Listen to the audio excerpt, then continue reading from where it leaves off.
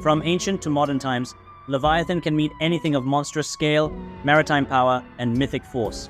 But identifying the real creature is no simple task. The name Leviathan has its origins in the ancient Middle East, but it has wormed, or wyrm-ed, its way into modern English. As a general noun, the word now applies to any entity that is extremely large and powerful. There is also a hint of the terrifying and turbulent in how we use it. Abstract concepts, such as dominant economies or vast bureaucracies, can be described as leviathans. But what, if anything, is the physical creature that spawned this modern meaning? Will the real Leviathan please stand up? Even in our modern use of the name Leviathan, there is often an overlap between the abstract and the actual. For instance, examples of military sea power, especially in the form of gigantic carriers and deadly destroyers, are often called leviathans. This association with the sea is telling and takes us back to the word's biblical use. William Blake painted the spiritual form of Nelson guiding Leviathan, 1805-9, to portray the maritime supremacy of the British Navy over the French and Spanish. More recently, the Leviathan gas field has become the name of a huge natural gas reservoir off the coast of Israel, discovered in 2010 deep in the Mediterranean Sea. There are many other maritime examples. Some Bible dictionaries and Bible footnotes, like those in the Revised Standard Version, propose that Leviathan may originally have referred to crocodiles. Study tools like the Thompson Chain Reference Bible make this suggestion too. They are not dogmatic, but they desire to find a natural candidate that removes the Leviathan from the realm of the fabulous, and therefore, in their eyes, the fictitious. Crocodiles certainly have the scales and other similar attributes to those described in Job 41, verses 15-30. The scales on its back are like rows of shields tightly sealed together. Its belly is covered with scales as sharp as glass. It plows up the ground as it drags through the mud. Further, Egypt is portrayed as a sea serpent several times in the Old Testament. For example, Ezekiel 29:3, 32:2. What predatory beast could better symbolize Pharaoh than a Nile crocodile? But crocodiles, unlike the Leviathan, are not ocean-dwelling, and although large and dangerous, crocodiles may lack the sheer physical immensity to justify the sublime level of language used to describe the Leviathan in biblical texts. Serpentine fish, such as the frilled shark, the fangtooth, and the viperfish, are often suggested as possible origins for the Leviathan. But they lack the great size of legend. Whales do not. They are the largest animals that have ever existed, outmatching even the great dinosaurs. When the fossil of an extinct massive sea monster, a sperm whale, was unearthed in the Peruvian desert, paleontologists called it Leviathan melvilli. Melville's novel Moby Dick tells the tale of a sort of modern-day dragon hunt, which was inspired by a terrifying true story. Of course, there is a famous biblical account that gives prominence to such a creature, proving that the ancient Hebrews were familiar with large maritime mammals. This is the famous story of Jonah and the whale. The problem is the most accurate translation of the words for what swallowed Jonah is simply a big fish. Jonah 1:17. The text also explains that this huge fish was specially prepared or appointed by God, so it may have been uniquely adapted or one of a kind. The New Testament uses one word to describe the creature, usually translated as great fish, in modern translations, Matthew 12:40. This is the same word that is used in Greek mythology to describe the sea monster killed by Perseus as he saved Andromeda. There is an obvious problem with identifying Leviathan as a dinosaur. Dinosaurs became extinct millions of years before Homo sapiens walked the earth. The biblical authors could not have known about dinosaurs, never mind observed or interacted with them.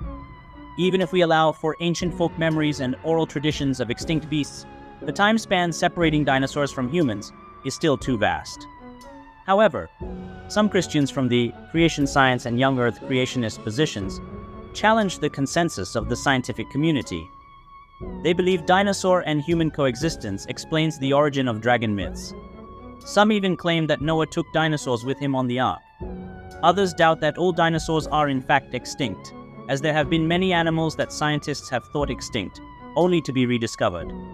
Instances of this kind are called a Lazarus taxon by paleontologists. It is true that animals resembling dinosaurs were reported in ancient and medieval history. However, the animals described by travelers like Marco Polo were more than likely crocodiles. Also, the claim about Noah and the ark seems irrelevant when it comes to the Leviathan, since such an ocean-dwelling animal could survive any flood without human help. The idea of the Leviathan as a purely mythic monster is not outside the realm of possibility. After all, the Bible mentions other animals of this type, depending on the translation, from unicorns, Deuteronomy 33:17, and satyrs, Isaiah 13:21, 34:14, to the regenerating phoenix, Job 29:18, Psalms 103:5.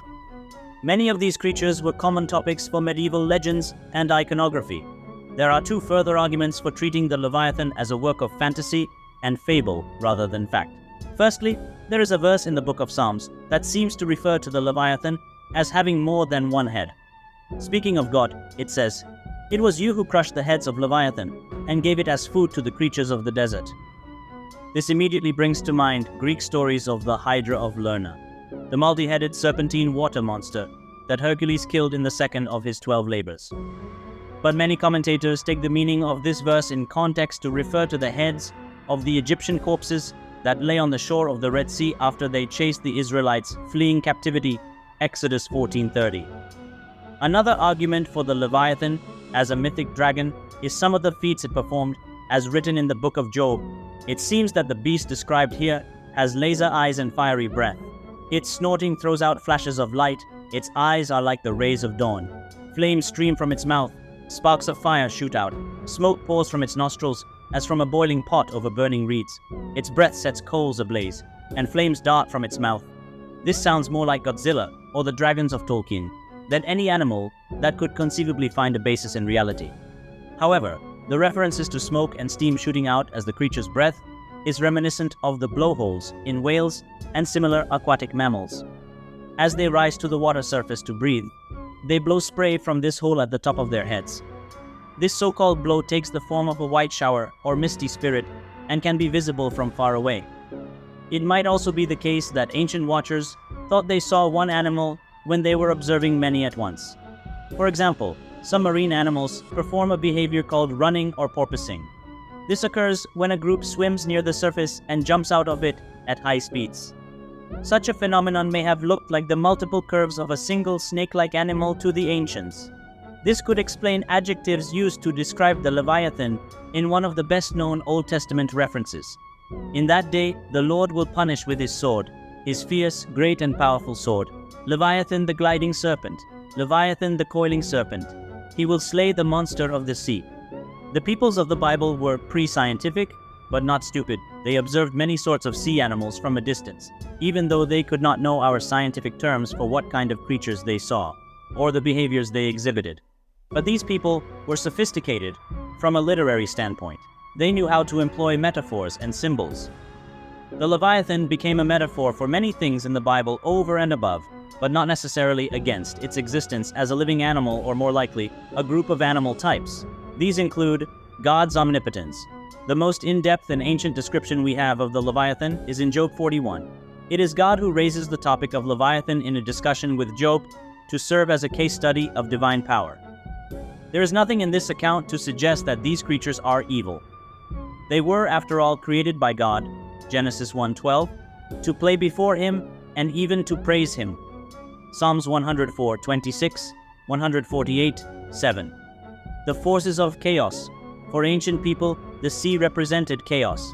It was ruled over and personified by a chaos monster who took the form of a serpent or dragon. A hero would battle this creature in a chaos camp, a struggle against chaos to bring about order. This myth is contained in the Bible from the start, Genesis 1:2, and is a theme repeated in the Psalms, 74, 13, 15, 89, 9, 10, 93:3, 4, etc. Tyrannical nations and governments. Remember how Thomas Hobbes named his 1651 treatise on the power of the state Leviathan? He explicitly quoted Job 41:33 and focused his work on defending an absolute monarchy. Before Hobbes, Egypt was compared to a sea monster, Isaiah 37, Ezekiel 29:3, 32, 2, as was the empire of Babylon, Isaiah 14:4, 20. Spiritual evil. At the start of the Bible, evil takes a serpentine form, Genesis 3:1. At the end, the devil is described twice as a great dragon and an ancient snake, Revelation 12:9, 22. Are all these uses of the Leviathan metaphor contradictory? It's better to think of them as rich and multi-layered. For a recent, relevant equivalent of this in Western literature, think of the many meanings attached to the white whale in Moby Dick. Is the creature symbolic of dangerous nature, an obsessive quest, social triumph, and economic expansion? Immortal myth, an embodiment of evil, human limitations, or an unknowable god? All are true. And yet, at bottom, Moby Dick remains a sperm whale, the largest toothed predator alive. It is only fair to judge people according to the standard of their own time, not ours. The species taxonomy of the Bible is pre-scientific. Biblical authors' understanding of the biology of the creature they called Leviathan will necessarily have been pre-scientific. But just because it is pre-scientific, that doesn't mean it is fictional or unreal. To conclude, we need to remember these points. There is no biblical equivalent to our modern scientific concepts of genus and species. They are not equivalent to the broader biblical concept of after its kind. Phrases like great sea creatures in Genesis 1:21 allow for a very broad classification that includes animals of all sorts in one grouping. It seems likely that more than one modern species forms the basis for that beast the Bible calls the Leviathan. Several different creatures may have been described in different places under the catch-all name Leviathan, depending on the geographical and literary context. In this way, the name Leviathan functions more like the phrase water monster than a single species like Nile crocodile. Biblical authors describe what they saw, not what we now know from science. But what they saw was still real. For example, what they thought was steam from a fiery mouth was in fact blowhole spray. The event occurred, but their interpretation of the event was of their own age, not ours. Whatever the Leviathan creature was, it was enormous in scale, largely aquatic and serpentine in form. The mere sight of it, or a part of them together, was enough to provoke fear and awe and inspire poetry. While they saw beasts, they named Leviathan with their own eyes. The biblical authors saw the ultimate meaning of this creature, not as biological, but theological, an expression of God's creative power and redemptive prowess. Their God was so great because he was the ultimate dragon maker, dragon tamer, and dragon slayer.